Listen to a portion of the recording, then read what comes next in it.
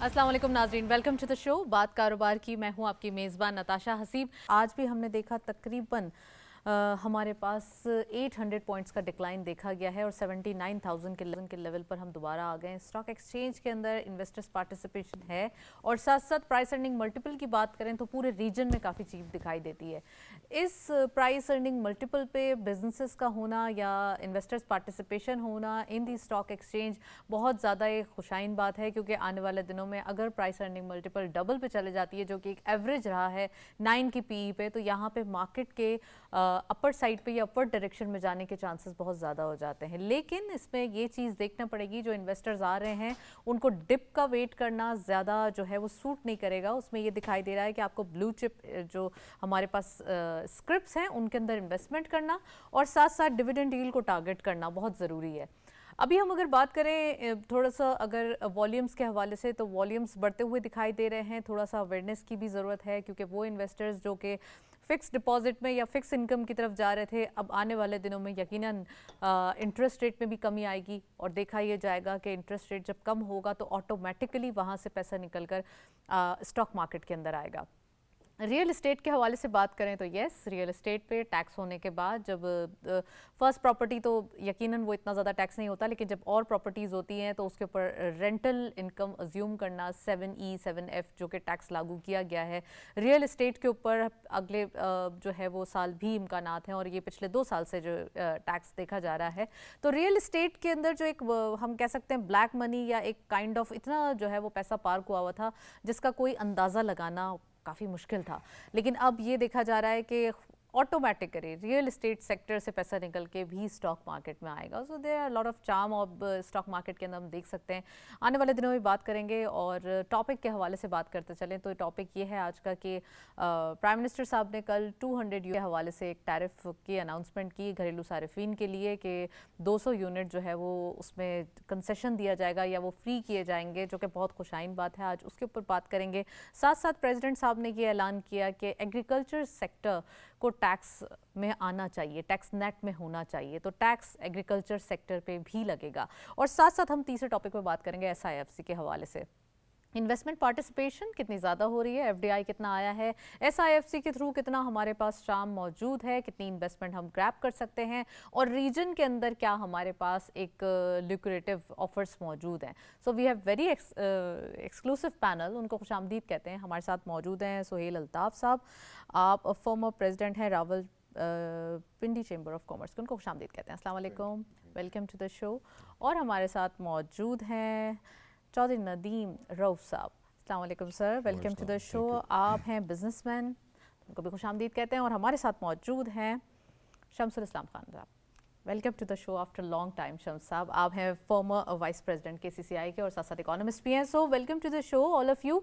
सबसे पहले मैं सुहेल साहब से पूछना चाहती हूँ। सुहेल साहब, एक तरफ एग्रीकल्चर सेक्टर के ऊपर टैक्स जो कि सब बिजनेस कम्युनिटी की, तमाम बिजनेस पर्सनस की एक देरीना ख्वाहिश भी थी और कहा यह जाता था कि जब हम टैक्स देते हैं, सब टैक्स देते हैं, सैलरीड क्लास टैक्स देते हैं, तो वाई नॉट एग्रीकल्चर सेक्टर। तो अब ये भी इकदाम शुरू हुआ है। So what's your take? I think बहुत बड़ी खबर है। प्रेसिडेंट ऑफ पाकिस्तान आसिफ अली जरदारी साहब ने कल अपनी स्पीच में ये कहा कि जो एग्रीकल्चरिस्ट हैं और छोटे, उन्होंने कहा छोटे ज़िम्मेदार नहीं लेकिन बड़े जो हैं उनको टैक्स नेट में आना पड़ेगा और वो भी बिजनेसमैन की तरह अपने जो एक्सपेंस है वो दिखा सकते हैं। और देखें, हम तो for decades we were saying कि all incomes irrespective of the source be taxed. तो इनकम है, चाहे वो एग्रीकल्चर से आए, चाहे वो इंडस्ट्री से आए, चाहे वो बिजनेस से आए, चाहे वो सैलरी से आए, राइट। तो आई थिंक ये एक बहुत अच्छी खबर है कि सारे सेगमेंट जो हैं, सारे सेक्टर्स जो हैं, if they contribute to the national exchequer, तो सिर्फ एक सेक्टर पे जब बोझ पड़ता है तो वो ज़्यादा होता है, लेकिन अगर सारे सेक्टर्स जो है वो उसको शेयर करें तो वो बहुत बेहतर हो जाता है। तो I think it is a good news. और उन्होंने जब प्रेसिडेंट ऑफ पाकिस्तान ने कहा और उनका ये प्रोविंशियल सब्जेक्ट है, तो प्रोविंशियल गवर्नमेंट जो है इसको इम्प्लीमेंट करेंगी। तो लेट्स होप इस पे कोई और अच्छी कितना टैक्स होगा, what do you think? Tax का तो वही होना चाहिए ना जो जो उन्होंने कहा है, जिस तरह जो ऑलरेडी हमारे पास टैक्स स्लैब डिसाइडेड है, जो हाँ, ऑलरेडी हमारे पास टैक्स उसी ड्राफ्ट तरह मौजूद है। अच्छा, हमें इस पे भी कोई एतराज़ नहीं अगर आप उनको एग्जेम्पशन लिमिट जो है उसको थोड़ा सा बढ़ा देते हैं for that sector, no problem. But as long as they are earning, और बड़े बड़े बागात हैं, बड़ी बड़ी जागीरें हैं, वो उनकी हम बात कर रहे हैं, कुछ छोटे जमींदार की बात टॉकिंग नहीं कर अबाउट रहे। The fix tax kind of income, या फिर आप चाह रहे हैं कि इनकम टैक्स हो? नहीं, income tax, Income it will be income tax, और बात भी इनकम टैक्स की हुई है। जिस तरह बाकी यू नो बिजनेसेस पे है टैक्स, उसी तरह एक एग्जेम्पशन लिमिट होती है। उसके अलावा जब उससे ज़्यादा आप इनकम कमाते हैं तो वो टैक्स होती है, उसके डिफरेंट स्लैब्स हैं। तो उसी तरह का जो कल मुझे जो उनकी स्पीच से जो इम्प्रेशन मिला है वो तो यही है, बिकॉज ही कैटेगोरिकली सेड कि ये छोटे जिम्मेदार जो हैं उन पे नहीं होगा, जो बड़े जागीरदार हैं उनके ऊपर उन पे होगा। तो it is a good news. Nadeem sahab से पूछूंगी इंट्रोडक्टरी कमेंट। नदीम साहब, फाइनली एग्रीकल्चर सेक्टर को भी टैक्स नेट में लाया जा रहा है और इनकम टैक्स के ऊपर बात हो रही है। तो वैसे ही सैलरी क्लास तो बड़े एक फोर्स्ड जो टैक्स पेयर होते हैं वो होते हैं, तो आपको क्या लगता है कि एग्रीकल्चर सेक्टर से कितना फ़ायदा होगा, कितनी टैक्स कलेक्शन होगी, या फिर हम कितना ज़्यादा एक एक जो टारगेट्स हमारे पास ये है 12.8 ट्रिलियन, तो क्या हम इसे कंप्लीट कर पाएंगे? Thank you very much Natasha. सबसे पहले तो जिस तरह सोहेल साहब ने कहा कि it is a good news for all the Pakistanis. देखिए, फ्रॉम राइट 70 साल से ट्रेडर्स हो गए, इंडस्ट्रियलिस्ट हो गए, सैलरी क्लास हो गई, हम लोग तो टैक्स दे रहे हैं। मतलब सारा आपकी इकोनॉमी में जो टोटल इनपुट है वो है ही हम लोगों का। तो ये बड़ी अरसे से ये हम लोगों की बिज़नेस कम्युनिटी की ख़ास तौर पे ये आवाज़ थी, और हमारे चैम्बर्स के प्लेटफॉर्म से भी कहा जा रहा था कि जी एग्रीकल्चर में सेक्टर को भी एक इस नेट में लाया जाए। क्योंकि देखें, अब जो आपकी जो एग्रीकल्चर सेक्टर है ना, रिवॉल्व हो रहा है ऑल अराउंड द वर्ल्ड। अब ये वो एग्रीकल्चर नहीं रहा कि भी जो सिंपल आप एक करते थे, अब it is become a industry, और एग्रो इंडस्ट्री जो सी है वो उसमें बहुत ज़्यादा जिद्दत आ रही है। मतलब आप छोटी सी जगह पे स्मार्ट जो सी आपकी एग्रीकल्चर है यूनिट्स वो लगा के कर सकते हैं। तो मेरे ख्याल है ये एक अच्छा स्टेप है, मगर इसमें चीज़ यही है कि आप इसको जिस तरह बात की प्रेसिडेंट साहब ने भी, कि इसको आप स्टार्ट करें, जितने भी बड़े आपके हैं एग्रीकल्चरिस्ट हैं वहाँ से स्टार्ट करें, और फिर आहिस्ता आहिस्ता इसको देखेंगे कि ट्रिकल डाउन कहाँ किस लेवल तक करना है। और डेफिनेटली जब आप इसको लेके जाएंगे तो एज अ एग्रीकल्चरिस्ट कंट्री, जो हमारा मेन सोर्स ही जो सी है वो यहाँ से है, तो काफ़ी ज़्यादा चांसेस हैं कि आपका अच्छी अमाउंट जो सी है वो टैक्स की मद में यहाँ से आएगी। तो इसमें आप किस तरह इसको आगे लेके जाते हैं, एक एटलीस्ट एक हाईएस्ट फोरम से इस चीज़ की बात होनी शुरू हुई है। इसकी मोडेलिटीज़ किस तरह होती हैं, किसकी इम्प्लीमेंटेशन कैसे होगी और कैसे इसकी कलेक्शन होगी। बट ये कि it is a good thing कि जी आप इनकम पे इसके लगाएं, और बिजनेस कम्युनिटी फाइनली इसे वेलकम कर रही है। जी डेफिनेटली, जिस तरह मैंने बताया ना, बिजनेस कम्युनिटी तो दे रही है from last so many years, from decades. तो ये एक ऐसा सेक्टर है जिसमें कि लगाना चाहिए। और चलिए इसके ऊपर भी पूछूंगी मैं कौन कौन दे रहा है टैक्स, कौन नहीं दे रहा। मैं शम्स साहब से इंट्रोडक्टरी कमेंट ले लूँ। शम्स साहब, एग्रीकल्चर सेक्टर के ऊपर कोल्ड स्टोरेज के हवाले से हम सालों से बात करते हुए आ रहे थे कि इसको भी इंडस्ट्री का दर्जा दे दिया जाए, कोल्ड स्टोरेजेस लगने चाहिए, हमारा एग्रीकल्चर सेक्टर भी महफूज होना चाहिए, और साथ साथ इसकी इनकम के बारे में भी बात कर रहे थे टैक्स के हवाले से। तो प्रेसिडेंट साहब ने फाइनली कल अनाउंस किया, और अब हमने देखा तमाम बिजनेस कम्युनिटी का भी एक परसेप्शन आ जाता है। एज एन इकोनॉमिस्ट आपको क्या लगता है कि ये जो एक फैसला किया गया है इससे कितना फ़ायदा होगा हमारे लिए? Thank you Natasha. At the very outset सबसे पहले तो मैं कराची चैम्बर ऑफ कॉमर्स की तरफ से प्रेसिडेंट आसिफ अली जरदारी साहब के इस ऐलान को वेलकम करते हैं कि जिसमें उन्होंने एग्रीकल्चर को टैक्स नेट में लाने के लिए ज़ोर दिया। ये एक बड़ा पॉजिटिव सिग्नल है इकॉनमी के लिए, क्योंकि इस वक्त पाकिस्तान की जो एग्रीकल्चर है, जो पाकिस्तान की इकॉनमी की बैकबोन है, जिससे पाकिस्तान की तमाम इंडस्ट्रीज़ चल रही हैं, उसको टैक्स नेट में लाना, क्योंकि एक रिसेंटमेंट एक बिज़नेस कम्युनिटी के ऊपर ये आ रही थी। क्योंकि इंडस्ट्री अगर आप देखें जो लेस देन 20% जीडीपी को कंट्रीब्यूट करती हैं, लेकिन 69% टैक्सेस दे रही थी।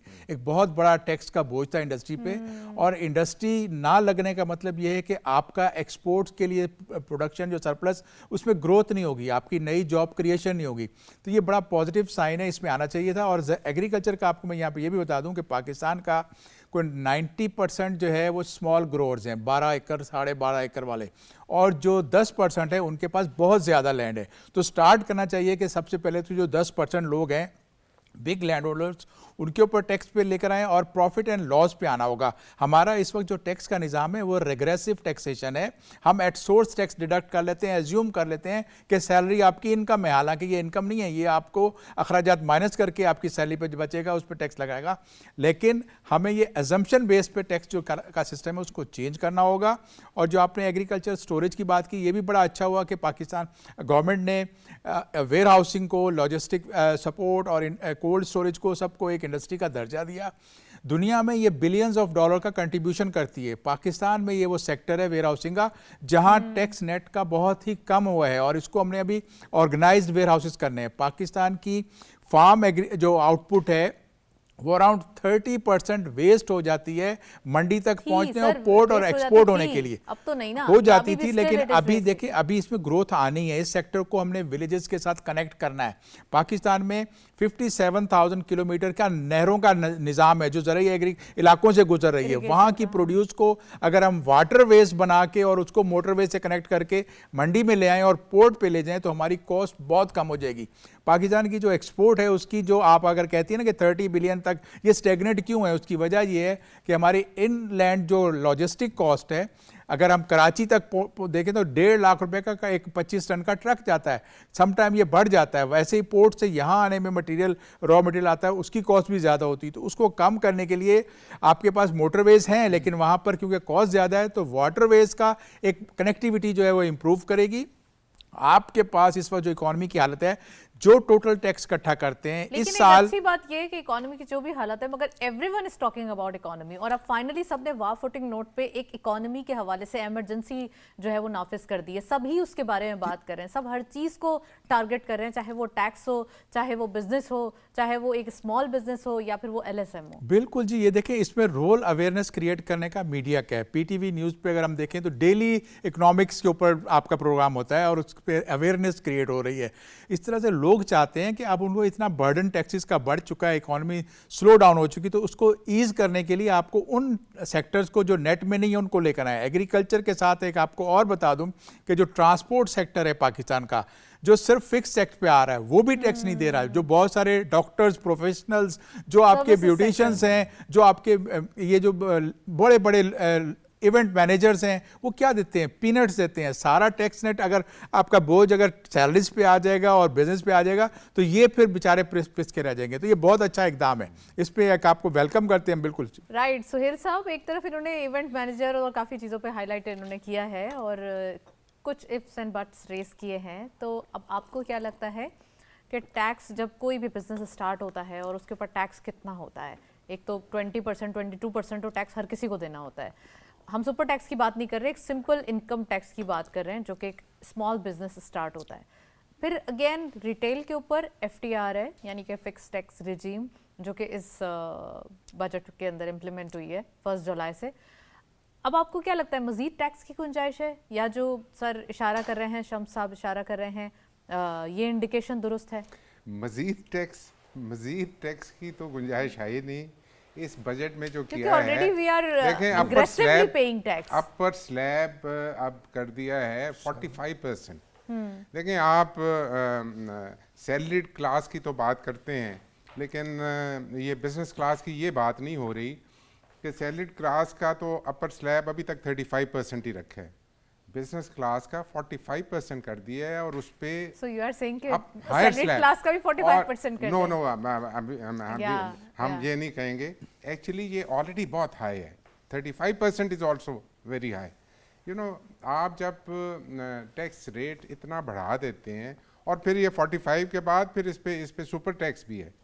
सो 50 अगर 50% यू नो ये इनकम टैक्स आप दे दें, फिर the number of departments that businessman has to deal with, Yeah, और जो true. टैक्सेस हैं, EOBI, social security, then property tax, then you know आप कोई number of departments that you have to deal with, तो वो फिर you know business करना जो है वो डिफ़िकल्ट होता जाता है। तो ये नो गवर्नमेंट वुड लाइक।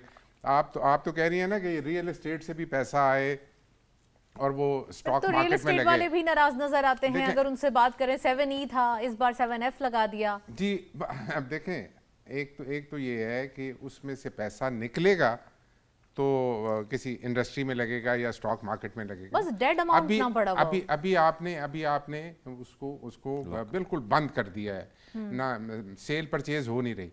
देखें, वो भी आपने बात की कि अगर black money, yes black money अगर लगी हुई है, लेकिन अगर hard earned money, tax paid money लगा के किसी ने प्रॉपर्टी ली है तो उसको तो एक प्रॉपर्टी तो नॉर्मली मिडिल क्लास, अगर हम बात करें एक प्रॉपर्टी जो कि हम अक्सर डिस्कस करते हैं कि मिडिल क्लास अगर जो लोग होते हैं उनके पास एक प्रॉपर्टी, तो ये पहली प्रॉपर्टी पे तो टैक्स नहीं है, लेकिन वो प्रॉपर्टीज जो कि मिलियंस ऑफ एक्चुअली देखें, अगर हमारे पास जो टैक्स पेड मनी से अगर किसी ने कोई प्रॉपर्टी ली है तो वो लेजिटिमेट है, उस पे और डीम्ड इनकम में उसको लाना कोई प्रॉपर नहीं है। डीम्ड इनकम का मतलब ये है कि इनकम है नहीं और आप डीम कर रहे हैं कि वो इनकम होगी। सो और फिर ये देखें, डिस्क्रिमिनेशन नहीं होनी चाहिए। जी। अगर आप किसी सेक्टर को अलाउ करते हैं, रिलैक्स कर रहे हैं, तो इट शुड बी जो टैक्स पेयर है उसको भी तो आपको कुछ इंसेंटिव देना चाहिए, so that people are encourage, those who are out of the tax net, they should be encourage कि वो भी टैक्स नेट में आए।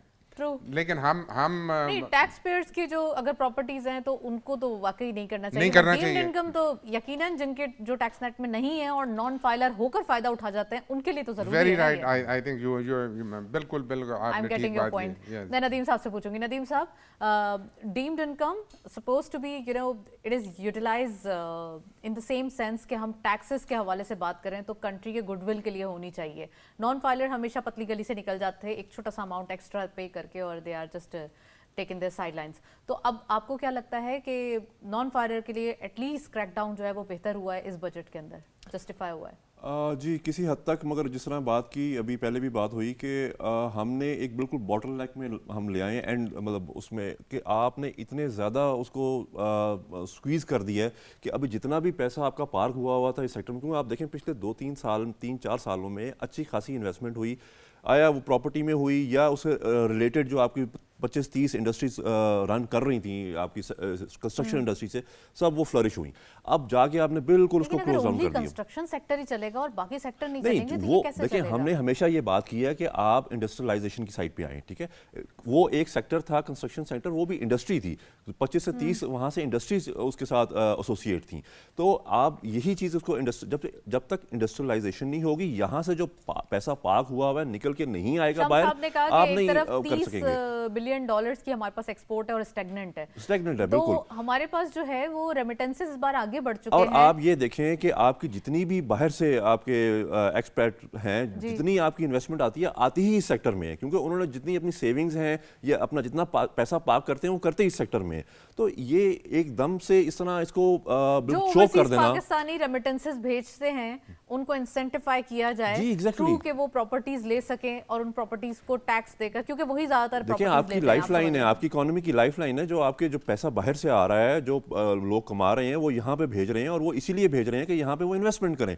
अब वो जब आना बंद हो जाएगा, जब उसको आप चोक कर देंगे, ब्लॉक कर देंगे, तो ये एक सजेशन है कि ठीक है, इट इज़ गुड कि भी टैक्स सब पे होना चाहिए। आप बिल्कुल ये गलत कॉन्सेप्ट था कि जी आप एक सेक्टर को उसमें फ्लरिश भी हो रहा है बट उसमें लोग निकल रहे थे। याद होगा आज से 5 साल पहले लोग फाइल करना भी नहीं जानते थे। Exactly. अब तो एटलीस्ट बहुत सारे फाइलर्स की एक क्यू है जो दिखाई देती है कि हाँ they are filer. Salaried class में भी थोड़ा सा एक ये दिखाई दे रहा है कि हाँ अब टैक्स फाइलर होना चाहिए, इतने परसेंट तो टैक्स इसलिए इसमें ये बहुत ज़रूरी है गवर्नमेंट को ये इसमें एक प्रोविज़न निकालनी चाहिए, ख़ास तौर पे जो बाहर से आपका फॉरेन आपका पाकिस्तानी जो बाहर से पैसा भेज रहे हैं वो उनके लिए प्रोविज़न होनी चाहिए। और प्लस ये कि जिस तरह हम यहाँ पे अगर एक से दूसरी प्रॉपर्टी या तीसरी प्रॉपर्टी की बात कर रहे हैं, अगर किसी ने कोई लेजिटिमेट तरीके से वो प्रॉपर्टी बनाई है तो वाई नॉट, वो उसको भी वेलकम करना चाहिए। हम सिर्फ हमारे जेन में जब प्रॉपर्टी की बात आती है ना तो ब्लैक मनी की बात आती है, ऐसा नहीं है। वो क्रिएशन ऑफ वेल्थ की हम कितनी बात करते हैं, लेकिन डॉक्यूमेंटेड इकोनॉमी मैटर करती है। जब अनडॉक्यूमेंटेड इकोनॉमी होती है तो ब्लैक मनी की बात आती है। जी मैं शम्स साहब से पूछूंगी। शम्स साहब, पॉपुलेशन ग्रोथ जो है वो बढ़ती हुई दिखाई दे रही है, 24 करोड़, 25 करोड़, 28 करोड़, ऑफिशियल नंबर्स हम ले लेते हैं 25 करोड़ के करीब, और हर साल हमारी ग्रोथ भी होती है। अगर हम अपनी एक्सपोर्ट के नंबर्स को देखें, 30 बिलियन डॉलर्स, अगर हम अपने रेमिटेंसेस को देखें, लेकिन अभी तक हम अपने इंपोर्ट के मुकाबले पे या इंपोर्ट के बराबर नहीं आ पा रहे, जिसका एक वजह या जिसकी रीज़न जो है वो एक फिस्कल डिसिप्लिन का ना होना है। अब आपको लगता है कि इस बार भी हमें रीपेमेंट्स करनी है? गवर्नमेंट की बहुत सारी चैलेंजेस हैं। आज भी प्राइम मिनिस्टर साहब कैबिनेट डिवीजन के साथ जो थे और उसमें एड्रेस करते हुए दिखाई दे रहे थे कि उन्हें किस तरीके से रैशनलाइजेशन करने हैं। PWD डिपार्टमेंट भी आज बंद करने की बात हो रही थी। तो आपको नहीं लगता कि ये कुछ चीज़ें हैं जो कि गवर्नमेंट लेवल पर बात हो रही है, पहले कभी नहीं होती थी? देखिए, पहले तो सबसे पहले आप ये देखें कि आपने बात की कि इंपोर्ट और एक्सपोर्ट को बराबर होना चाहिए। दुनिया में शायद ही कोई ऐसा मुल्क होता है कि जहाँ पर ये बराबर हो। इसको ट्रेड डेफिसिट कोई बुरी बात नहीं है, लेकिन ट्रेड डेफिसिट बहुत बड़ा हो जाए तो बुरी बात होती है। हमारे यहाँ आपने देखा था कि 24% से ज़्यादा का वो इंक्रीज़ होना और 24 बिलियन के अराउंड ट्रेड डेफिसिट हो गया था, उसने इकोनॉमी को हीट किया। लेकिन आप जब मैनेज डेफिसिट लेके चलते हैं तो वो बुरी ना, आपने इंपोर्ट्स तो करनी है। आपकी इंडस्ट्री को अराउंड 30-40% आपकी एक्सपोर्ट के अंदर इंपोर्टेड रॉ मटेरियल चाहिए। आपने एक बात बड़ी अच्छी की कि आपकी प्रॉपर्टी में लोग जो पैसा लगा देते हैं, मैं आपको बताता हूँ कि हमारे यहाँ रियल इस्टेट में जो पैसा पार्क होता है वो एक ऐसी नॉन प्रोडक्टिव एक एक्टिविटी है। और वो क्यों होता है, उसकी वजह भी हमारा टैक्स निज़ाम है। हमारे यहाँ वैल्यूएशन का है कि 1 करोड़ की अगर प्रॉपर्टी होगी तो उसकी वैल्यू हम चंद लाख में दिखाते थे, ये 3-3 वैल्यू का रखा गया। बंद होगा इस बार जो बजट आया है? देखिए, अभी इसमें ऐसा कुछ इकदाम नहीं किया। इसका सिंपल तरीका मैं आपको बताता हूँ। आप प्रॉपर्टीज़ की जो सेल्स परचेज ट्रांजैक्शंस हैं उसको ऑनलाइन पोर्टल्स पे कर दें और ये लगा दें कि अगर किसी ने कम डिक्लेयर किए तो इतने % बढ़ा के गवर्नमेंट या कोई भी शख्स उसको बिड करके खरीद सकता है। तो आपको एक तो रेट को लेवल लाना होगा। दुनिया में ऐसा है, चाइना की ग्रोथ के पीछे आपकी सबसे बड़ा उनका रियल एस्टेट सेक्टर था। उनकी कोई अराउंड 50% GDP की कंट्रीब्यूशन पे चला गया। हमारा आप देखें तो नॉमिनल है अभी भी, क्योंकि हमने वैल्यूएशन 3 रखी है, एक FBR की, एक आपकी बोर्ड ऑफ रेवेन्यू की होती है। तो इस तरह की मार्केट वैल्यू के ऊपर आप लेकर आएँ और हमारे यहाँ इस रिचुअल को चेंज होना चाहिए। लेकिन क्योंकि लोग सिक्योर फील करते हैं कि जिसने 65 में एक छोटे ज़िले में 6,500 का प्लॉट खरीदा था, आज वो करोड़ों रुपए का पहुंच चुका है। अगर ज़्यादा कमर्शियल एरिया में तो अरबों रुपए में उसकी वैल्यू चली गई है। तो लोग कहते हैं कि मेरी फ्यूचर जनरेशन के लिए मैं ये सेव कर जाऊँ। आपको माइंडसेट चेंज करना है। उन लोगों को, उस बिजनेस को, उस पैसे को आपने इंडस्ट्रीज़ में लाना है। आपने टैक्स रेट कम करना है। आपने उन सेक्टर्स पे टैक्स रेट को लेकर देना है जो नहीं है। इंडस्ट्रीज की तरफ कैसे लाएंगे, उनको कैसे राग़िब किया जाएगा? इसका बेहतरीन तरीका होता है, दुनिया में ये प्रूवन सिस्टम है कि टैक्स रेट को कम रखा जाता है। OECD कंट्रीज जो बड़ी इकोनॉमीज आपकी देखें जो तरक्की कर रही हैं, वहां पर 20% रैंक जो सबसे ज्यादा टैक्स पे कर रहे हैं अग्रेसिवली। देखिए, जहां पर मैं आपको बताता हूं कुछ मुल्क ऐसे हैं जहां पर बहुत ज्यादा टैक्स टू GDP जैसे 55% तक 50% चली गई है। वहां पर एक और नई इशू प्रॉब्लम हो गया, वो ये कि लोग सुसाइड कर रहे हैं, वहाँ डिप्रेशन आ रहे हैं, क्योंकि आपकी अगर आधी सैलरी की आधी तनख्वाह जो है आपकी वो टैक्स में ले जाते हैं, तो वो भी गलत है। मेरे पास अगर प्रॉफिट, मैं इंडस्ट्री चला रहा हूँ, मेरे प्रॉफिट पे अगर आधे से ज़्यादा 70%, अभी एक्सपोर्टर्स पे लग गया 41% से ज़्यादा, और 49 एजेंसीज हमें आके मॉनिटर करती हैं, रेगुलेट करती हैं। वो रेगुलेट क्या होता है सारी दुनिया को पता है किस तरह से करते हैं। मेरे पास इन्वेस्टमेंट बचनी चाहिए। डिजिटाइजेशन के हवाले से बात की जा रही है, रिफॉर्म्स की बात की जा रही है कि सबसे पहले FBR के अंदर कुछ स्ट्रक्चरल रिफॉर्म्स होंगे। देखिए, रिफॉर्म्स हमारे यहाँ कैसे होंगे? क्या इसके लिए कोई सुप्रीम कोर्ट ऑर्डर पास करेगी? हमारे अपने डिपार्टमेंट फिर भी थोड़ा सा तो वो करें आप, यकीनन होगा। इतना भी नहीं है बुराई क्या वो करें। मैं सुहेल साहब से पूछूंगी, सुहेल साहब, विल होनी चाहिए, काम तो हो ही जाएगा। PIA के लिए भी अब डेडलाइन सेट कर दी गई है, अगस्त तक जो है वो कहा यह जा रहा है कि अगस्त तक इसको प्राइवेटाइज कर दिया जाए। तो और कौन सा सेक्टर आप देखते हैं कि और PIA के बाद कौन सी SOEs है जो सेकेंड होगी? देखिए, सबसे पहले तो ऑल आइज ऑन PIA। अगस्त का टारगेट है, तो ये अगर if we can move forward तो फिर उम्मीद होगी। अभी तो लोग इंतज़ार में हैं कि ये होता है। जी I wish you know Peoples Party भी उससे एग्री कर जाए और चीज़ें रिजॉल्व हो जाएं और वो फाइनली Privatize हो जाए। प्राइवेटाइजेशन की तरफ हम चल निकलें। देखें आज अगर वो आपने बात की, प्राइम मिनिस्टर ने भी 200 तक जो है Units। लोगों को रिलीफ दिया है। ये देना चाहिए था एक्चुअली। तो आज बिजनेस कम्युनिटी भी बहुत सफ़र कर रही है। डिस्कोर्स को जो है ये अब है, आपने कहा ना सेकंड शुड बी डिस्कोर्स। लेकिन अगर हम बात करें थोड़ा सा कि टैरिफ में जो प्राइम मिनिस्टर साहब दे सकते हैं, गवर्नमेंट की बात करें ना, प्राइम मिनिस्टर साहब ने 200 यूनिट का कहा, 3 महीने तक उन लोगों को दे सकते हैं जो कि घरेलू सार्फिन परेशान हैं, और 3 महीने बाद यकीनन मौसम चेंज हो जाएगा तो इतना ज़्यादा एक बिजली का बर्डन नहीं रहेगा। देखें ये 200 यूनिट वाला जो है ये तो पुअरेस्ट ऑफ द पुअर के लिए है, यू नो ना। लेकिन अब भी सोलराइजेशन की तरफ ज़्यादा जा रहे हैं और इसके लिए भी 50 बिलियन रुपीस जो है वो उन्होंने earmark किए हैं। जी। सो यू नो ये 50 बिलियन भी वो कहाँ से PSDP में से obviously yes, हाँ। यू नो निकालने पड़ेंगे। लेकिन अभी देखें आप स्टॉक मार्केट की बात करती हैं। स्टॉक मार्केट इज़ बूमिंग और it is being led by mostly bye oil and gas sector and banking sector. Ground reality जो है के ना, हवाले से बात करें तो एनर्जी का पहले भी जो इश्यूज थे वो भी इसी गवर्नमेंट ने सॉल्व किए थे। अभी भी यकीनन कुछ ना कुछ तो किया जाएगा, out of the box solution लाया जाएगा और कोई ना कोई ऐसे इकदाम किए जाएंगे जिससे यकीनन आवाम को भी रिलीफ मिले और जो हमारे मुल्क में जो इंडस्ट्रियल एक इश्यूज बिल्डअप हो रहे हैं उनको भी रिलीफ मिले। और साथ साथ जो कि सोलर के हवाले से, सोलर पैनल्स के हवाले से, सोलर एनर्जी के हवाले से काफ़ी काम हो रहा है। इसमें काफ़ी अब चीप प्राइस पे ये अवेलेबल है। गवर्नमेंट की जानिब से जो है वो अब इस पर कर्जे दिए जा रहे हैं। पंजाब गवर्नमेंट जो है वो इसको यकीनन आपने देखा होगा, न्यूज़ भी डेली बेसिस पे आ रही है कि वो 90% जो है वो इसका पे करने के लिए तैयार हैं, वो कर्जा दे रहे हैं। और पता है बहुत सारी चीज़ें हैं जो सामने आ रही हैं, जैसे कि 39 लाख लोगों को कर्जे देने का जो बोला गया है। पंजाब गवर्नमेंट ने, हर प्रोविंशियल गवर्नमेंट अपने बिहाफ कुछ ना कुछ काम कर रही है। नदीम साहब आप कैसे देखते हैं? खासकर हमारे पास जो पिछले साल इशू था डॉलर वैल्यूएशन के हवाले से, वो टैकल हो गया तो थोड़ा सा बिजनेस कम्युनिटी वो भूल के अब आगे निकल गई है बिजली की तरफ। अब बिजली का ये सॉर्ट आउट हो जाएगा तो अगले साल कोई और इशू पकड़ लेंगे। देखिए जी, बिजली का इस वक्त no doubt it's a major issue at the moment. Heat बहुत ज़्यादा इसमें प्रॉब्लम्स हम फेस कर रहे हैं, खासतौर बिजनेस कम्युनिटी। जो प्राइम मिनिस्टर साहब ने कल अनाउंस किया है 200 यूनिट्स का प्रोटेक्टेड कस्टमर्स, कंज्यूमर्स इसको हम कहते हैं, और नॉन प्रोटेक्टेड कंज्यूमर्स, दो टर्मिनोलॉजीज इस्तेमाल होती हैं। 200 यूनिट्स। अच्छा, इसमें एक सजेशन है, it's a very short term relief, मतलब 3 महीने का रिलीफ है। रिलीफ तो रिलीफ है सर, बट स्टिल At इसमें एक चीज़ है। देखें आप, एक तो lower middle class, middle class भी लोअर क्लास है। 200 यूनिट्स बहुत थोड़े होते हैं। मतलब आप एक पंखा चला रहे हैं, लाइट जला रहे हैं, 2 कमरों का घर है, तो वो आपको इसमें हो रहा है। और इसमें भी एक चीज़ आपने शायद देखी, हम सजेशन दे सकते हैं कि अच्छा पैकेज अच्छा दिया आपने, बट इसमें लास्ट 6 मंथ्स में आपने अगर एक दफ़ा भी आपका 201 यूनिट हो गया है तो आप उसमें फॉल नहीं करेंगे। मतलब कि ये इस तरह इसको स्लैब किया गया है। गरीब लोगों के लिए दिया है ना, जो नहीं मुतवस्सित तबका है, जिनको रिलीफ देने की जरूरत है। But this is short term solution. ठीक है, अभी जिस तरह आपने सोलराइजेशन की बात की है, ठीक है, IPPs की बात हो रही है। अब सोलराइजेशन में भी एक बड़ी डस्ट क्रिएट हुई थी पिछले दिनों में कि जी शायद इस पर टैक्स लगने जा रहा है। शायद अभी एक और चीज़ जो मार्केट में बड़ी सर्कुलेट कर रही है कि जी शायद ग्रॉस रेट पर ये अब आपसे नेट मीटरिंग को ख़त्म करके तो उसमें लेके आएंगे। नो डाउट इस वक्त जो पैनल हैं, सोलर पैनल्स हैं, बहुत अच्छे रेट्स पे हैं। गवर्नमेंट भी सपोर्ट कर रही है और कोशिश कर रही है कि यहाँ पे उसकी मैन्युफैक्चरिंग स्टार्ट हो।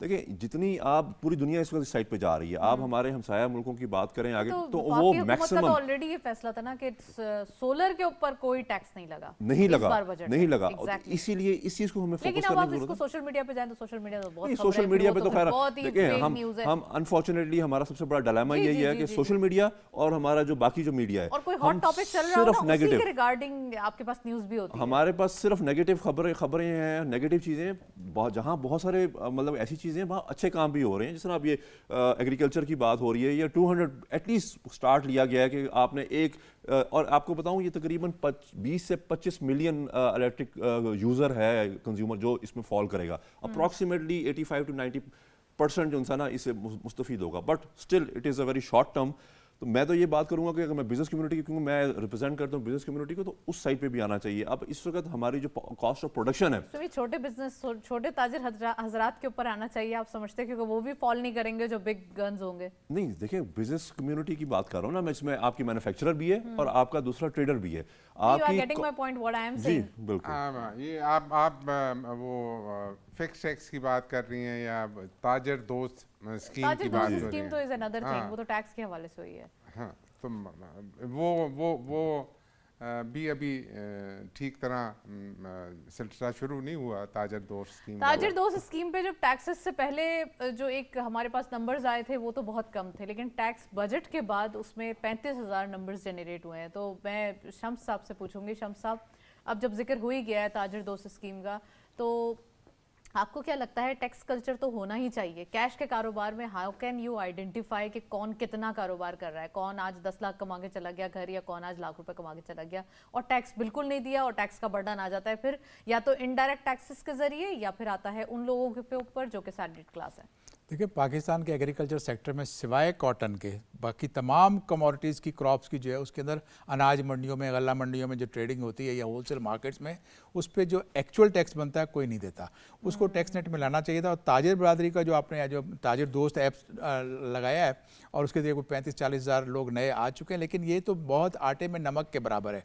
आपको अंदाज़ा नहीं कि अभी तक पाकिस्तान में कितने ताजिर हैं जो जिनकी लाखों रुपए की रोज़ की सेल होती है। 39 लाख उनको कहा उनको जा रहा है उनको आपको नेट में लाने का बेसिक तरीका ये होता है कि जब भी एफबीआर कोई ऐसी स्कीम लॉन्च करे तो उसको सिंपल कर दे कि एक A4 पेज के चौथे हिस्से के बराबर फॉर्म हो, नाम CNHC नंबर डाल दे, शॉप का नाम, दुकान एड्रेस डाल दे, बस इतनी जवाब करवा के, और उनका नेचर ऑफ बिजनेस, ये जब आप तक आपके पास डेटा नहीं होगा एक्चुअल कि नताशा क्या बिजनेस कर रही है और ये क्या कर रहे हैं, मैं क्या कर रहा हूँ, उस वक्त तक आपके पास प्लानिंग सही नहीं होती। आप फिर जो है फायर फाइटिंग वाले मोड में जाते हैं कि फिक्स टैक्स लगा के यहाँ से इतना निकाल लेंगे।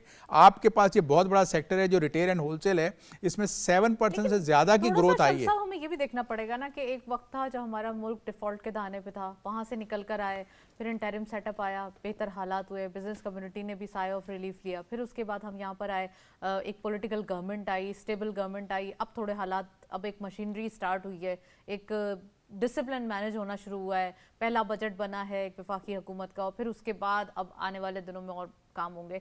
तो आपको नहीं लगता जब एक वार फुटिंग नोट पे ऐसा कोई काम हुआ ही नहीं, फायर फाइटिंग वाला जो इंस्टेंट डिसीजन ही लिए जा रहे थे, तो इंस्टेंट ही काम हो रहे थे, अब एटलीस्ट थोड़ा सा लॉन्ग टर्म काम होंगे ना? नताशा, हमें अब जो ना ये जो शॉर्टकट वाले थे ना या शॉर्ट टर्म वाले मेजर, उससे बाहर निकलना होगा। आगे मुल्क मुतामिल नहीं हो सकता। आपको प्रॉफिट इनकम जो भी कर रहा है इस पाकिस्तान में, जो भी इनकम कर, चाहे वो दुकान वाला है या तंदूर वाला है या पुश कार्ट वाला, आपको अंदाजा है कि पाकिस्तान में सिर्फ पुश कार्ट कितने हैं? क्या वो रजिस्टर्ड हैं? एक भी रजिस्टर्ड नहीं है। जिनसे एक 3 अदारे रोजाना के हिसाब से 600 से 700 रुपए लेते हैं, वसूल करते हैं, वो कितना अमाउंट बनता है? क्या टैक्स एफबीआर ये नहीं कर सकता कि उनके ऊपर एक नंबर प्लेट पुश कार्ड को दे दे? एफबीआर ने पहले 9.6 ट्रिलियन वो किया था, 9.3 या 4 ट्रिलियन लास्ट ईयर।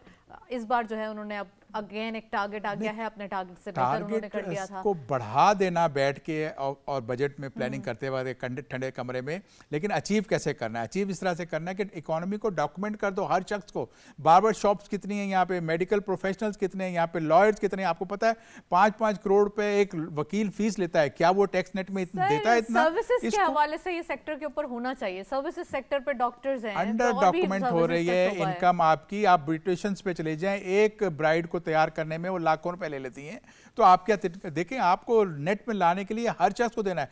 पाकिस्तान में रहना है तो टैक्स देना है, बस ये हमारा होना चाहिए। मेकअप के ऊपर टैक्स लगा दिया, बस इतना भी जबर नहीं है सर। सुहेल साहब अब आप बताइए, वो तो ब्यूटिशियन पे आ चुके हैं कि इतने टैक्सेस। नहीं देखें, अक्रॉस द बोर्ड होना चाहिए, डिस्क्रिमिनेशन नहीं होनी चाहिए, कोई होली काउज नहीं होनी चाहिए, जो है वो सब एवरीबॉडी। फिर आपको तकलीफ भी नहीं होती, यू नो व्हेन जब सारे एवरीबॉडी इज कंट्रीब्यूटिंग, तो वो और फिर बढ़ जाता है, फिर वो बोझ इतना नहीं महसूस होता। अभी सूरत ये है, देखें ग्राउंड रियलिटी ये है कि तमाम सेक्टर्स जो हैं बिजनेस के, वो परेशान हैं। आप देखें मार्कअप रेट जहाँ पे है, अच्छा मार्कअप रेट क्यों बढ़ाते हैं? कि वो कहते हैं कि इकॉनमी को स्लो करना है। ताकि वो बोरोइंग कम होगी। तो सर 38% इन्फ्लेशन अब थी, आप उसको कम करने के लिए तो मार्कअप अच्छा, बढ़ाना ही अब था आप ना। अच्छा, ऑन द अदर हैंड जब आप टैक्स रेट बढ़ाते हैं तो उसका इफेक्ट क्या होगा? इकोनॉमी स्लो होगी, इकोनॉमी तेज तो नहीं होगी। सो डर ये है वो जो 12.9 का टारगेट है कि वो अगर इकोनॉमी को स्लो करके आप अचीव कर सकेंगे, इट इज़ नहीं वेरी सर, ये तो अभी थोड़ा सा एक इट्स सपोज टू बी, ये लग भी रहा है कि आने वाले दिनों में जो इंटरेस्ट रेट है वो थोड़ा सा और जो है वो कमी की नहीं, तरफ मैं जाएगा। इंटरेस्ट देखे ना, इंटरेस्ट रेट आपका बिजली again is a problem number 1, और इसका अभी तक सोल्यूशन किसी के पास नहीं आया। आज मैंने जो बात की है ये पहली बात है, आप इसको ज़रा समझें कि आप लीगली उस कॉन्ट्रैक्ट को वायलेट नहीं कर सकते। आईपीपीस के मसाइल पे सर बात होगी, कहने लेकिन हाँ अब इसी तरह है, कुछ उनके साथ आउट ऑफ द बॉक्स किया Out जाए, of the box बिकॉज किया जाए, बिल्कुल। हमारी इकोनॉमी ने अगर चलना है तो इस बिजली के रेट पे नहीं चल सकती। राइट, इकोनॉमिक के अंदर थोड़ा सा देखा जाए नदीम साहब तो वाकई थोड़ा सा बिजली के इश्यूज ही हैं जी। जो कि लास्ट ईयर से अब तक दिखाई दे रहे हैं, because we are the fuel importing country. हम अपने कहते हैं ना कि वो सस्ती बिजली बना के, महंगी बिजली बना के सस्ती नहीं बेच सकते, तो ये बड़ा एक डिफिकल्ट हो जाएगा।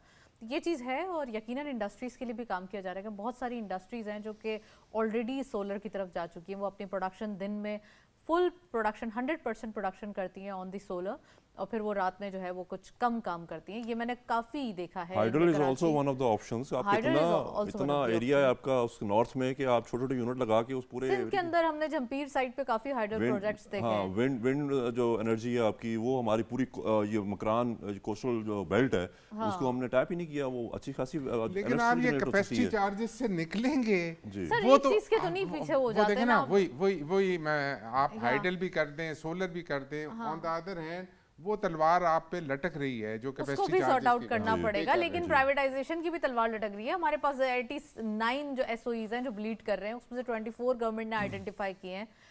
नदीम साहब, आपसे पूछती हूँ मैं कि थोड़ा सा हमें इंडस्ट्रियल जो चेंज है वो ज़रा देखना होगा। टेक्सटाइल सेक्टर को लॉट ऑफ सब्सिडीज दी गई, सालों पहले कितने गैस सब्सिडाइज रेट पे दी गई, कितनी सारी चीज़ें दी गई। ऑल दो अगर हम थोड़ा सा रेमिटेंसेस से कंपेयर करें तो इस बार रेमिटेंसेस ही आगे दिखाई देते हैं। कहा यह जाता है कि ब्रेन ड्रेन हो रहा है, कहा यह जाता है कि लोग चले गए यहाँ से, लेकिन वही लोग जब पैसा भेजते हैं अपने मुल्क में तो डॉलर की तो पाकिस्तान को ज़रूरत है, और क्यों ना जाएँ, क्यों ना अपॉर्चुनिटीज़ लें, क्योंकि तमाम दुनिया में भी ये रूल ऑफ थंब है कि लोग, आप अपने नेबरहुड में देख सकते हैं बहुत सारे बड़ी बड़ी कंपनीज़ के अंदर वो एक सुपरविजन के ऊपर बैठे हैं। तो लगता नहीं है कि पाकिस्तान के लिए भी ये हाई टाइम है कि आप अपने ह्यूमन कैपिटल को भी टारगेट करें, जो कि मैं पहले भी पूछ रही थी ग्रोथ के हवाले से।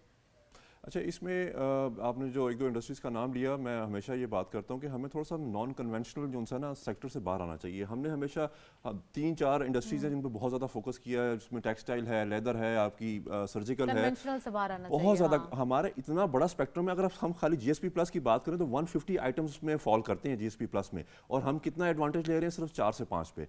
तो ये चीज़ें जो हैं हमें फोकस कर, और इसमें मैं आपको बताऊँ जो आपका SIFC का रोल जो है ना वो बड़ा इंपॉर्टेंट आ सकता है, क्योंकि FDI को पाकिस्तान में लाना, एक जो इन्वेस्टर है उसको कॉन्फिडेंस देना, दैट इज़ वेरी इंपॉर्टेंट। अब आप पिछले कुछ सालों से, 1 साल से देखें, मेरा ख्याल है हमने ये लास्ट ईयर जून में ये फोरम बनाया, अब वहाँ उसके बाद $25 बिलियन SIFC 25 बिलियन डॉलर जिनसे सऊदी अरब ने लास्ट ईयर कमिट किया कि जी देंगे, जिसमें कि IT सेक्टर, मिनरल सेक्टर, आपका इसमें पेट्रोलियम, एनर्जी, जिसमें कि उन्होंने सिर्फ $5 बिलियन रखा था कि जी आपकी जो रिकॉर्डिक है उसके लिए करेंगे माइनिंग।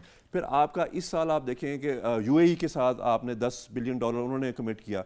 देखिए, ये चीज़ें इनको लाना ज़रूरी है आपके FDIs को। जब तक आपके FDIs नहीं आएंगे बाहर से तो वो आपका, और इसमें मेरा ख्याल है आपकी जो प्राइवेटाइजेशन हो रही है यहाँ पे भी पाकिस्तान में, क्योंकि प्राइवेटाइजेशन जितने भी आपके बड़े बड़े हैं, PIA आप ले लें, आपको स्टील मिल है, आपका रेलवे है, तो हम बाहर ही देखते हैं ज़्यादा, हम अपनी अरब कंट्रीज़ की तरफ या और जो इन्वेस्टर्स बैठे हुए हैं, और उनको कॉन्फिडेंस बहाल रखना, उनको लाना कि जी नहीं, अब उनके जो इंटरेस्ट हैं वो वॉच होंगे प्रॉपरली। और मेरा ख्याल है पिछले 1 साल में काफ़ी हद तक इन्होंने इस चीज़ में बेहतरी लाए हैं, जो आपकी जितनी इन्वेस्टमेंट्स आई हैं उनमें उनका बड़ा हाथ है। तो I think industrialization is the only option जो हम हमेशा बात करते हैं, और नॉन कन्वेंशनल सेक्टर से हमें बाहर निकलना है। तो इतनी बड़ी आप थोड़ा एक किसी नॉन कन्वेंशनल आइटम की तरफ गवर्नमेंट ज़रा फोकस करे तो देखें कि कितना वहाँ से पोटेंशियल आपका हो सकता है एक्सपोर्ट के पॉइंट ऑफ व्यू से और मैन्युफैक्चरिंग के पॉइंट ऑफ शम्स साहब, अब आप क्या कहेंगे कि एक तरफ SIFC का जो पोटेंशियल है वो फाइनली सामने आए, और दूसरा ये कि माइनिंग एंड मिनरल के हवाले से बड़ी सारी अपॉर्चुनिटीज़ हैं हमारे पास। रेकोडिक के ही अंदर हमने देख लिया है, यहाँ पर ऑप्शंस मौजूद हैं। खासकर प्राइवेटाइजेशन की बात करें तो वो भी हमारे पास ऑप्शंस मौजूद हैं। FDI आना किसी भी मुल्क के लिए ऑटोमेटिकली सक्सेस की जो है वो स्टोरी बन जाती है। तो आपको नहीं लगता कि अब जो SIFC का मिशन है उसको थोड़ा सा अगर वर्कआउट करें या उसको थोड़ा सा और आगे बढ़ाएं, बहुत ज़्यादा चांसेस हैं यहाँ पर? देखिए, SIFC के क़याम के बाद से जो एक जो कॉन्फिडेंस का ट्रस्ट था, ट्रस्ट डेफिसिट जो था लोगों का, बिजनेस कम्युनिटी का, वो बढ़ा है। लोकल इन्वेस्टर्स का भी बढ़ा है, फॉरेनर्स का भी बढ़ा है। और SIFC डेफिसिट बढ़ा है जो यहाँ पर था ना कि एक इन्वेस्टमेंट नहीं कर रहे थे, जो वो उसको उसका पॉजिटिव हुआ है, कम हुआ है, और उसकी वजह से लोग अब उनको कम से कम ये तसल्ली है कि रेड टेपिज्म पाकिस्तान में अब खत्म हो जाएगा। और SIFC के लिए क्या दो टारगेट आपको मैं बताता हूँ कि जितने सेक्टर्स को देख रहे हैं, आपके पास पहले ये देखना है लो हैंगिंग फ्रूट्स कौन से हैं और ऑन द ग्राउंड फ्रूट कौन से हैं।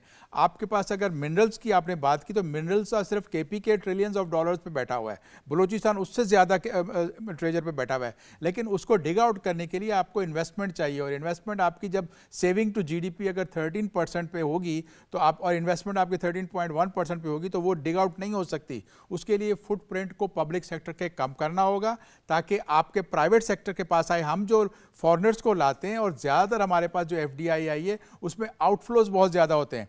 पाकिस्तान का लोकल इन्वेस्टर बहुत ज़्यादा कैपेबल है अगर उसको इन्वेस्टमेंट मिले। अभी आज प्राइवेट सेक्टर के पास जो बोरोइंग है वो बहुत ही कम है, क्योंकि 87% तो पब्लिक सेक्टर बोरो कर जाता है। तो इसको जब आप फुटप्रिंट रिड्यूस करते हैं तो प्राइवेट सेक्टर के पास पैसा आएगा, इन्वेस्टमेंट बढ़ती इसी से। अगर आपने 13% टैक्स टू GDP करना है तो क्या 13% इन्वेस्टमेंट कर सकते हैं? आपको इन्वेस्टमेंट भी बढ़ानी है, तो उसके लिए आपको ज़रूरी है कि आपके पास बैंकों में जो पैसा आम जो टैक्स जो इन्वेस्टर्स हैं लोकल उनके पास आए, फॉरेनर्स आपके पास आएंगे उनको आप एक्सपोर्ट ओरिएंटेड सेक्टर में लेके आएँ। हमने आज तक जितने FDI की हैं आई हैं यहाँ पर, उनको लोकल मार्केट दी है अपनी, बहुत ज़्यादा प्रॉफिट वो करते हैं, लोकल सेल्स करते हैं। अपनी लोकल मार्केट भी बहुत बड़ी है, ये कोई 25 मिलियन 250 मिलियन की पॉपुलेशन है, इतनी बड़ी मार्केट है। आपकी दुबई से बड़ी मार्केट, आपकी सिंगापुर से बड़ी मार्केट, उन मार्केट से जो आपको बड़ी अच्छी फ्रूट्स पे करती हैं। अपना ही अगर प्रोडक्शन या अपनी मैन्युफैक्चरिंग अगर उसमें फुलफिल कर दें तो हमें कोई जरूरत नहीं है। देखिए लैग क्या कर रहा है, लैग ये कर रहा है कि इन्वेस्टर के पास पैसा नहीं है। पाकिस्तान में अगर कोई एक पाकिस्तानी इन्वेस्टर इन्वेस्टमेंट करना चाहता है $2 बिलियन या 3 बिलियन के प्रोजेक्ट के ऊपर, मैं आपको एक मिसाल देता हूं कि एग्रीकल्चर वेस्ट से आप सिंथेटिक यार्न बना सकते हैं। उसमें सेलुलोज कंटेंट 55 to 60% होता है। ये जो आपकी फसलों का, जो चावल की धान का ये जो पड़ा होता है जिसको जला देते हैं, उसको आप कन्वर्ट करके लिक्विड में सिंथेटिक यार्न बना सकती हैं, लेकिन उसके लिए 3 बिलियन का चाहिए। क्या हम तीनों में जो इकट्ठे मिलके भी अगर करें तो भी नहीं होगा। और पाकिस्तान के साथ बाकी इन्वेस्टर को देख लेना। देखिए वही तो, आपके पास बैंकों का कंसोर्शियम भी ये पूरा नहीं कर सकता। वजह क्या है कि जो बैंक में पैसा आ रहा है सेविंग्स का, मेरी और आपकी, उस सेविंग्स में से अगर 85% से ज्यादा पब्लिक सेक्टर लेके जा रहा है जिसकी प्रोडक्टिविटी कम है, तो फिर आपका प्रॉब्लम नहीं हल होगी। अच्छा, इसमें एक चीज़ जो सी और इम्पोर्टेंट है इसके SIFC के पॉइंट ऑफ व्यू से, कि जो आपका कोई भी इन्वेस्टर इस वक्त आता है ना, पाकिस्तान में आता है, तो वो सिर्फ आपके पाकिस्तान को नहीं देख रहा, वो पूरे रीजन को देख रहा है। क्योंकि बड़ा इन्वेस्टर जो आएगा वो उसको फिर आपने एक्सेस देना है ग्वादर तक, और वो फिर आगे सेंट्रल एशिया है, अफगानिस्तान है। और दूसरा एक और अच्छी चीज़ जो इन्होंने पीछे की है, वो जो इन्वेस्टर्स वीज़ा इन्होंने देने शुरू किए with in 24 hours. I think ये बड़ा अच्छा इकदाम है, क्योंकि ये कॉन्फिडेंस लेवल जो है ना आपका इन्वेस्टर, क्योंकि पहले हमारे जो जितने भी फॉरेन मिशंस हैं वहाँ पे तो एक बिजनेस मैन को या इन्वेस्टर को अगर उसने पाकिस्तान आना है तो उसको 15 चक्कर लगाने पड़ते थे एम्बेसीज के। तो ये जो 24 आवर्स के अंदर आप वीज़ा अनाउंस कर रहे हैं, अब आप भी इसे अप्रिशिएट कर दें। जी जी जी, क्योंकि अच्छी बातों को एप्रिसिएशन बनती है अच्छी बातों पे। देखें SIFC बनाई क्यों गई, इसलिए कि FDI कॉन्फिडेंस जो है इन्वेस्टर का रिस्टोर करने के लिए। हमारी अनफॉर्चुनेटली हमारी पॉलिसीज जो हैं उनमें कॉन्टिन्यूटी नहीं रहती, तो SIFC एक उसकी गारंटी दे रहा है कि मैं पॉलिसी जो है जो आपसे कमिटमेंट होगी वो उसको पूरा फुलफिल किया जाएगा। इसने एक फील गुड फैक्टर तो डेफिनेटली इससे आया है SIFC से, लेकिन मैं ये चाहूँगा कि लोकल इन्वेस्टर अभी SIFC उससे डील नहीं कर रही, लोकल Local इन्वेस्टर investors को भी देखें, मौका दिया लोकल जाए। इन्वेस्टर जो है उसके इंटरेस्ट को भी वॉच करने की डॉलर का जरूरत इशू हो है। जाए तो एसआईएफसी सॉर्ट आउट करे, एफबीआर का कोई मसला हो जाए एसआईएफसी, तो एसआईएफसी क्या क्या करे। देखें ना, तो जब इकोनॉमी को चलाना है तो ऐसे ही ये देखें, ये जो चार्टर ऑफ इकोनॉमी हम कहते थे, ये उसका भी सब्स्टिट्यूट की सूरत में सामने आई है। कॉन्फिडेंस जो नहीं था वो बूस्ट करने के लिए एसआईएफसी एक किरदार अदा कर रही है। देखें, अभी तक जो कमिटमेंट्स हुई हैं बाकी सऊदी अरब से, यूएई से या चाइना से बात हो रही, दे ऑल्सो लुक फॉरवर्ड के इनका लोकल इन्वेस्टर जो है वो मोबिलाइज हुआ है या नहीं हुआ। जी सो सबसे इम्पॉर्टेंट ये है कि आपके लोकल इन्वेस्टर जो है वो इंडस्ट्री लगाना शुरू कर दे। इंडस्ट्री के लिए आप ऐसे इंसेंटिव दें कि इन्वेस्टर जो है वो कहीं और पैसा लगाने के बजाय वो इंडस्ट्री की तरफ आए। राइट, So I- इंडस्ट्री की that is- तरफ that is the आना way चाहिए। forward. पहले मैं करेक्शन कर दूं, जी, जी, जी, जी, इन्होंने कहा please. ना कि लोकल इन्वेस्टर को एसआईएफसी नहीं देख जी। रही, इक्वली एसआईएफसी लोकल इन्वेस्टर्स को भी देख रही है, फॉरेन इन्वेस्टर को भी देख रही है। अभी पाकिस्तान में जो कॉर्पोरेट फार्मिंग का आया है उसमें भी एसआईएफसी उसको अम्ब्रेला प्रोवाइड कर रही है, लोकल लोगों को दी वैसे गई है लैंड्स। एसआईएफसी ने इंट्रोड्यूस तो करवाया लोकल इन्वेस्टर्स को, बट मे बी अभी इनके उस नजरों से ना गुजरा हो। Well, thank you so much Shams साहब, आपने ज्वाइन किया। नदीम साहब का बहुत बहुत शुक्रिया, तशरीफ लाए। सोहेल साहब बहुत बहुत शुक्रिया, आज आप प्रोग्राम में आए। आज के दिन हमने डिटेल डिस्कशन की अबाउट इकोनॉमी, एसआईएफसी का किरदार, और साथ साथ हमें थोड़ा सा एक आने वाले दिनों के लिए तैयारी करना पड़ेगी। टैक्स कल्चर प्रिवेल होगा, टैक्स सबको देना होगा। एज अ नेशन हम सबकी जिम्मेदारी है कि जो टैक्स फाइलर हैं वो तो बिल्कुल उनकी अप्रिसिएशन होनी चाहिए, उनको इनकरेज करना चाहिए, लेकिन जो नॉन फाइलर हैं या फाइलर नहीं हैं उनको प्लीज़ ये चाहिए कि वो टैक्स फाइल करें ताकि अपने मुल्क की तरक्की में हिस्सा डाल सकें। That's it. इसी नोट पे प्रोग्राम को वाइंड अप करेंगे। इजाज़त दीजिए, अल्लाह हाफिज़।